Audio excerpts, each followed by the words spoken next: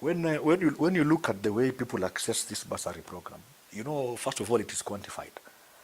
If let's say, and I'll give you a good example. My county government runs a very wonderful bursary program called the Elimu Sasa Initiative, and I'm happy.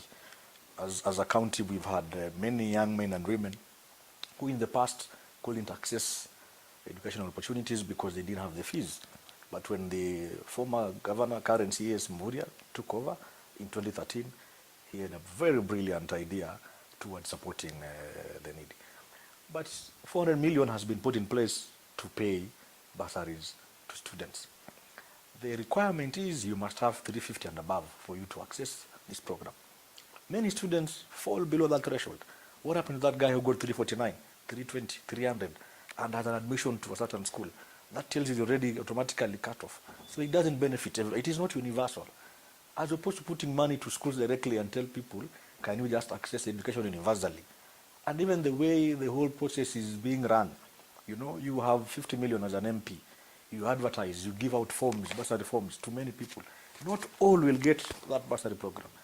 Giving a form, filling the form, and actual getting that bursary is a different story altogether. So we know it doesn't happen. So it's all about balancing the political interest, regionalism, and all that. So we are still, way far much behind. Let me give you a practical example of the figures you're talking about. And it's data, statistical data. Let's say every county runs, and I'm sure every other county, because my county runs about $500 million for bursaries as a program for a year. And it's a small county. If we do by 47 counties, averaging at 500 million, that's around 24 billion of money going towards scholarships and bursaries. If you look at CDF, give them 50 million per constituency, and they are 290. That's roughly another, looking at 2 billion thereabout, roughly. So that's a whole 26.7 billion in form of money that we can put into schools directly and still look for other money where government has money, of course, still the loopholes of corruption, still the loopholes of making sure money is not lost, and have free secondary education at the highest level. I mean, it's doable, really. It's doable. We just have to sustain the conversation and change the mentality towards making sure people are so straddled under bursaries that they can't go to school without Chirema giving them support. And I'm not saying it because I feel burdened. No, I am a leader, and I know as a leader I must be able to support my people.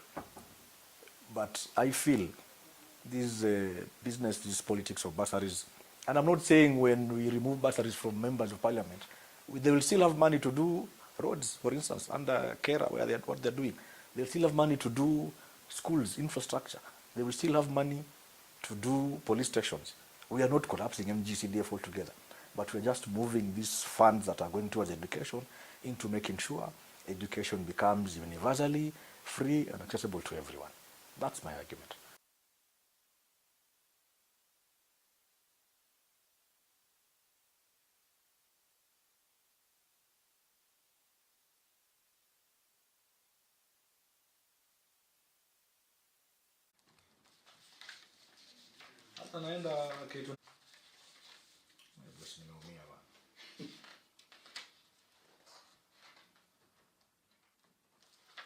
And these are checks that don't bounce. Hii mchakato wote wa swala la basari sio kwa ubaya na sio kwamba napinga viongozi wenzangu, lakini ipo haja ya uongozi uliopo kuhakikisha kwamba mfumo huu umeweza kufanywa kwa njia iliyo safi, iliyo ya sawa na iliyo na haki.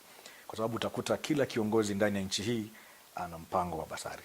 MCA, mbunge, gavana, women rep, wote wana fedha ambayo inakwenda kusaidia masomo kwa vijana. Lakini bado ile fedha haitoshi.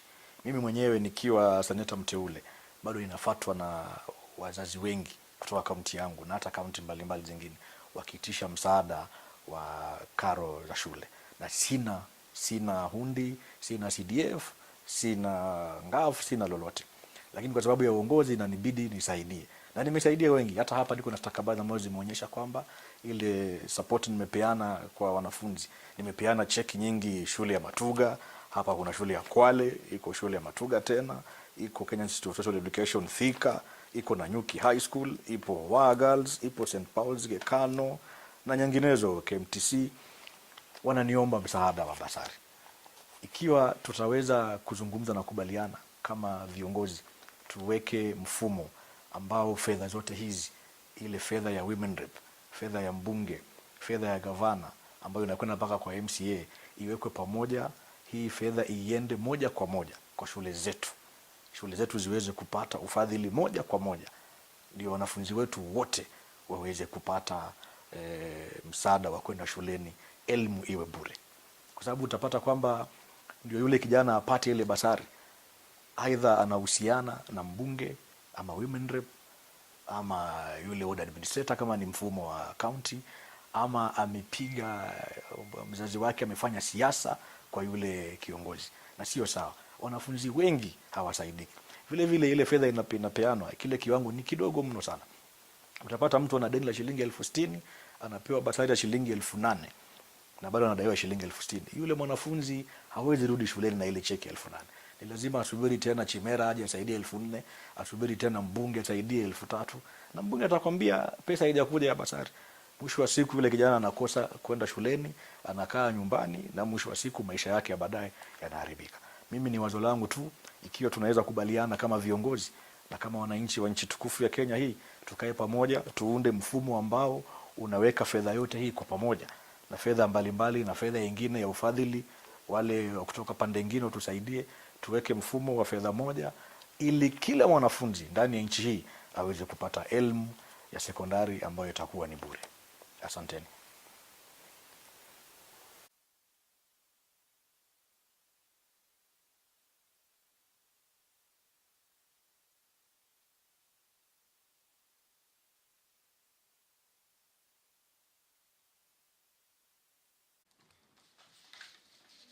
Hata naenda kitu nimeumia bwana.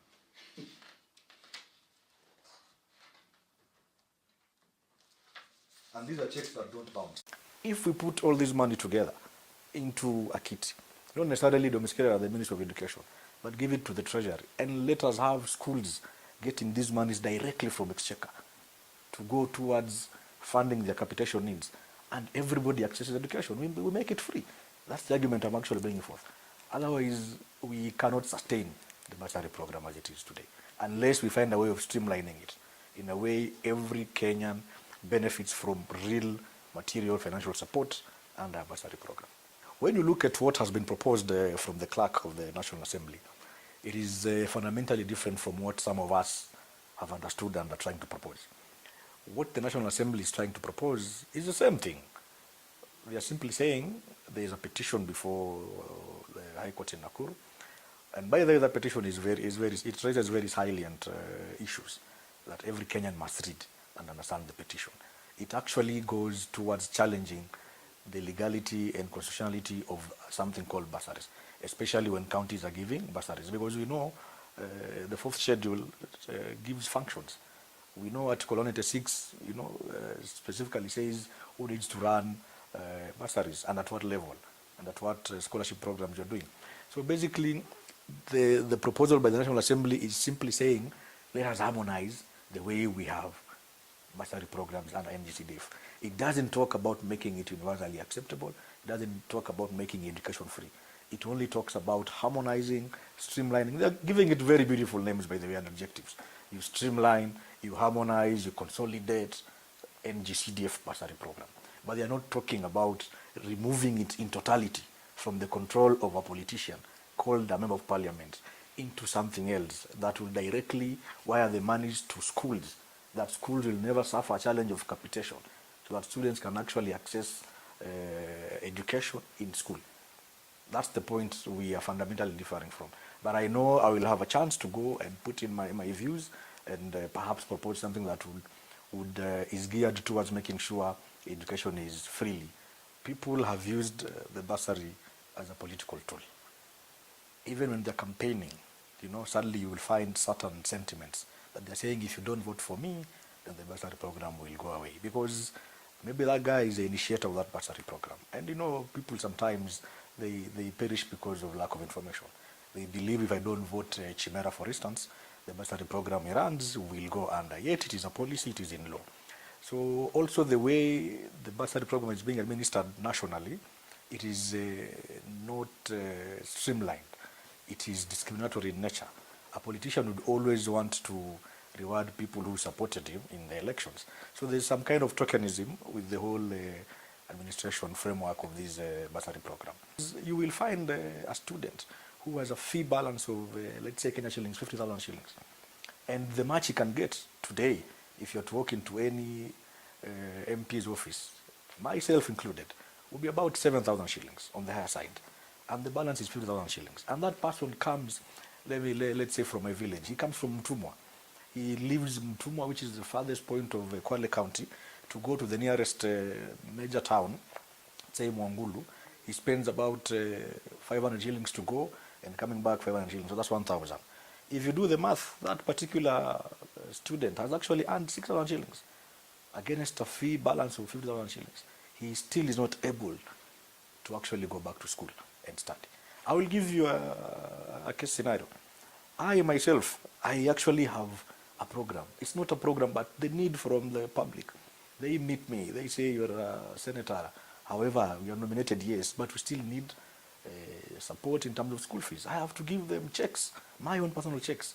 I have checks here, before you, here, from my law firm, Chirema, Kamoda and Company Advocates, giving Matuga Girls High School, giving Kwale Girls High School, giving Matuga Girls again, giving Nanyuki High School, you know, and many, many other schools. And it's not so much money, I can tell you. It's about, this is 8,000 shillings, this is about 4,000. You know, I have to really balance.